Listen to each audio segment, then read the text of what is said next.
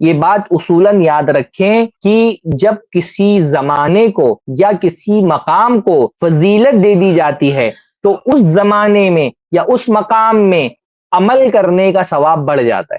جیسے رمضان فضیلت والا دن ہے تو فضیلت والے دن میں آپ جو عمل کریں گے اس میں آپ کو دیگر ایام کی بنسبت زیادہ ثواب ملے گا. اور اگر ان ایام میں آپ گناہ کریں گے تو ان گناہوں پر زیادہ بڑی پکڑ آپ کی ہوگی. فضیلت والے ایام میں جیسے بھائی مقامات کا معاملہ ہے نا، جیسے بھائی گالی دینا بڑا گناہ ہے، لیکن اگر کوئی بازار میں گالی دے رہا ہے اور کوئی مسجد میں آ کر کے گالی دے رہا ہے تو کیا دونوں کا گناہ ایک درجے کا ہے؟ نہیں. جو مسجد میں کیونکہ مسجد فضیلت والا مقام ہے، حرمت والی جگہ ہے، وہاں آ کر کے کوئی گالی دیتا ہے نا تو اس کو اس کی گالی پر زیادہ گناہ ملے گا بنسبت اس شخص کے جو بازار میں جا کر کے گالی دے رہا ہے. جیسے مقامات کے تبدیل ہونے سے گناہوں کی شناعت اور قباحت کم یا زیادہ ہوتی ہے، ویسے ہی زمانوں کے تبدیل ہونے سے بھی گناہوں کی شناعت اور قباحت گھٹتی بڑھتی رہتی ہے. عام دنوں میں گناہ کرنا یہ بھی گناہ ہے، لیکن ان خاص دنوں میں گناہ کرنا جو فضیلت والے دن ہیں، ان دنوں میں